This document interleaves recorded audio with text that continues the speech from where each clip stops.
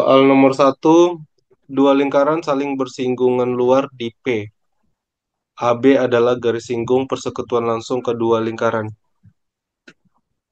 A dan B adalah titik hubung dan besar sudut PAB sama dengan 35 derajat. Pertanyaannya adalah besar sudut ABP. Jadi kalau kita punya lingkaran di dalam segitiga seperti ini, lingkaran dalam segitiga, nah lebih kurang begini ya. Kita punya segitiga, katakanlah ABC, kemudian lingkaran dalamnya menyinggung sisi-sisi segitiga di DEF, maka nanti kita bakal punya panjang AD sama dengan AF, BD sama dengan BE, dan EC sama dengan CF.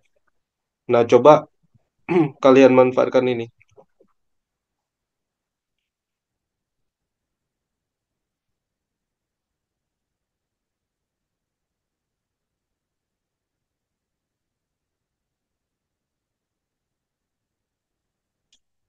Oke, sekarang coba ditarik garis, misalnya dari titik P ya.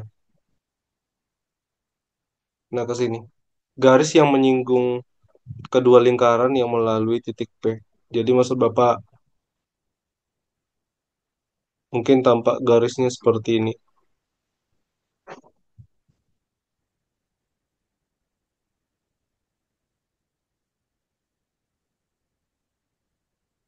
Kemudian memotong AB katakanlah di titik eh, apa ya? C misalnya. Nah, berarti kan kita punya AQ panjangnya sama dengan PQ,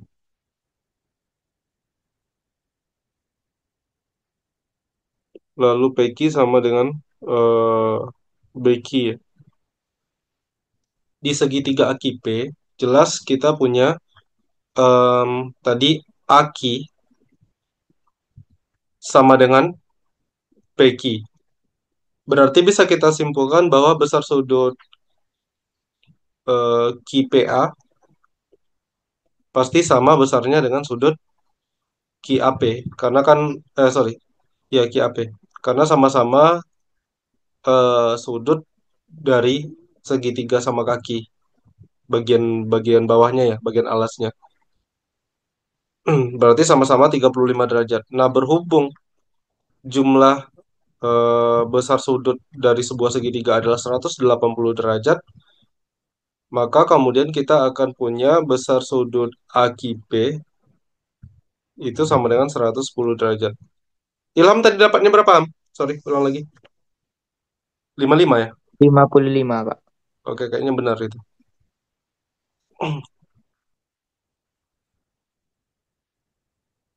Oke, berarti dengan demikian besar sudut kita cek lagi di segitiga PQB. Nah, di segitiga PQB yang paling penting adalah yang pertama, besar sudut PQB-nya itu sendiri adalah 180 derajat dikurangi 110 derajat. 110-nya dari ini ya, AQP ya. Karena kan berpelurus ya, PQB dengan AQP. Berarti 70 derajat besar sudut PQB-nya. Nah, sementara kita tahu bahwa besar sudut QPB itu pasti sama dengan besar sudut QBP. Nah, artinya akan sama dengan 180 derajat dikurangi 70 derajat kemudian dibagi 2. Nah, dari sini kemudian kita bisa simpulkan tadi karena yang ditanya adalah besar sudut ABP, besar sudut ABP itu sendiri pasti sama dengan besar sudut IBP sama dengan 55 derajat. Jadi jawabannya 55 derajat, benar. Bisa dipahami, Bunga? Humaira? Halo? Bisa, Pak. Oke. Soal nomor 2, diberikan segitiga ABC dan P titik di dalamnya sehingga besar sudut PAB sama dengan besar sudut PBC sama dengan 30 derajat. Dan besar sudut PAC sama dengan besar sudut PCB sama dengan 45 derajat. Kemudian misalkan AP memotong BC di titik D, Jika BD kuadrat per CD kuadrat sama dengan A per B untuk suatu bilangan asli A dan B dengan FVB dari AB sama dengan 1, maka tentukan nilai dari A plus B. Sekali lagi, pastikan bikin gambarnya dengan benar atau cukup representatif ya. Perpanjangan AP memotong BC di titik D. Nah, jika BD kuadrat per CD kuadrat sama dengan A per B, di mana FVB dari A dan B sama dengan 1, pertanyaannya adalah nilai A plus B sama dengan berapa? Oke, boleh dicoba dulu. Nah, dari sini kalau kita lihat dari gambar ini ya, besar sudut PA aksen C itu kan sama dengan besar sudut PBC, sama-sama 30 derajat. Nah, kalau kalian ingat-ingat lagi pelajaran segi empat tali busur, ketika menghadap busur yang sama, tali busur yang sama, maka sudut kelilingnya pasti besarnya sama. Jadi PA aksen C sama dengan PBC sama-sama menghadap busur BC pada lingkaran, maka kemudian kita bisa simpulkan bahwa PBA aksen C merupakan segi empat tali busur.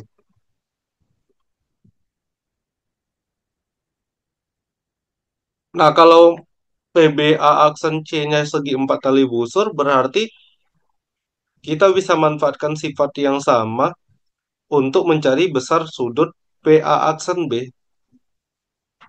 Perhatikan bahwa sudut PA aksen B itu besarnya pasti sama dengan besar sudut PCB. Karena sama-sama menghadap busur PB. Berarti besarnya adalah 45 derajat. Nah, kita bikin di sini 45 derajat.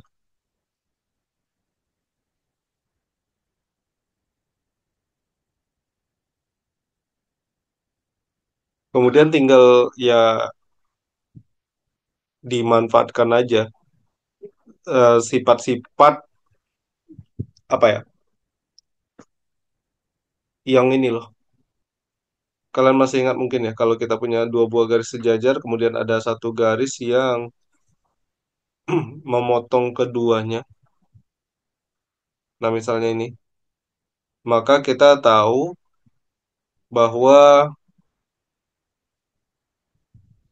besar sudut ini dan ini pasti sama. Kenapa besarnya sama? Karena apa ya? Dalam berseberangan ya kalau Bapak tidak salah istilahnya.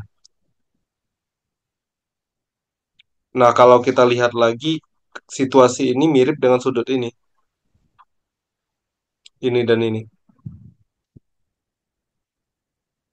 Nah, mungkin ini karena gambarnya kurang begitu bagus, kurang begitu representatif, makanya nggak kelihatan dari gambar ya. Tetapi seharusnya karena besar sudut CAA sorry CA aksen sorry sama dengan besar sudut B aksen A BA aksen A. Nah, maka kita bisa simpulkan kemudian bahwa garis BA aksen pasti sejajar dengan AC. Nah, dengan cara yang sama, kita juga tahu bahwa ada sepasang sudut lagi yang besarnya sama, yaitu sudut BAA aksen, besarnya sama dengan besar sudut CA aksen, CA aksen A, yang mengakibatkan CA aksen sejajar dengan AB. Nah, kalau kita cek lagi, tadi kita punya ini sejajar dengan ini, seharusnya ya. Karena ini gambarnya kurang bagus, makanya nggak kelihatan. Kemudian ini juga sejajar. Nah, kita punya dua pasang sisi yang sejajar, maka kita bisa simpulkan pasti ini merupakan bangun jajar genjang. Jadi kita bisa simpulkan bahwa ABA aksen C adalah jajar genjang. Nah, kemudian di sini jelas D adalah titik potong AA aksen dan BC. Artinya D ini pasti titik tengah dari diagonal jejar genjang tersebut. Maka kita bisa simpulkan bahwa D pasti berada di eh, tengah BC atau D merupakan titik tengah dari BC. Nah, akibatnya apa? Akibatnya pasti panjang CD sama dengan panjang BD. Nah, karena yang ditanya di sini adalah BD kuadrat per CD kuadrat sama dengan A per B. Nah, BD kuadrat per CD kuadrat berhubung BD dengan CD itu sama, berarti ya ini jadinya satu per satu. FVB satu dengan satu kan jelas satu ya. Maka di sini kita punya nilai A-nya sama dengan satu dan B-nya sama dengan satu.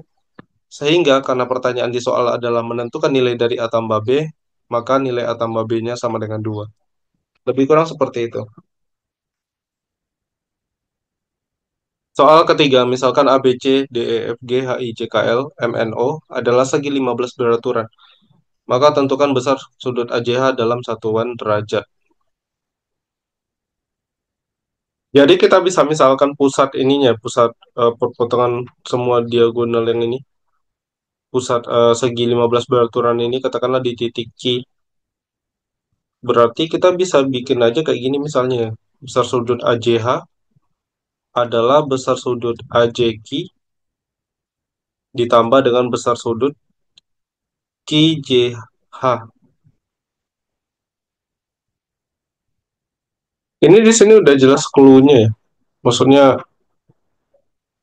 yang ini besarnya 24 derajat. Nah ini.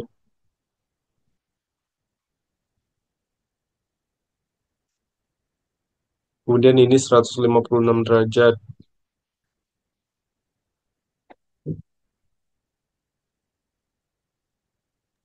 84, Pak. Ya benar, Ram.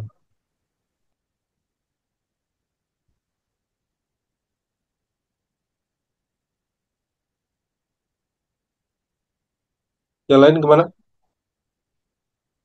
Berarti kan kita tinggal lihat AJQ aja ya. Kita lihat dulu besar sudut AJQ. Nah, kita tahu bahwa besar sudut AJQ pasti sama dengan besar sudut eh, JAQ ya. Karena kan panjang AQ dengan JQ itu sama. Nah, berarti besar keduanya itu sama dengan 180 derajat dikurangi. Nah, ini ada 24 kali berapa? Satu, 2, 3, 4, 5, 6 ya, Ilham ya. 24 kali 6 dibagi 2. Nanti dapat sama dengan 90 derajat dikurangi 72 kalau nggak salah ya. Sama dengan 18 derajat. Oke. Itu besar sudut IJK-nya, 18 derajat. Nah, dengan cara yang sama kita bisa cari besar sudut QJH. Besar sudut QJH pasti sama dengan besar sudut QHJ. Kenapa? Karena sekali lagi QJ dengan QH itu sama panjangnya. Berarti sama-sama 180 dikurangi 24 kali berapa? Kali 2. Dibagi 2. Berarti nanti 90 dikurangi 24 sama dengan 66 ya derajat.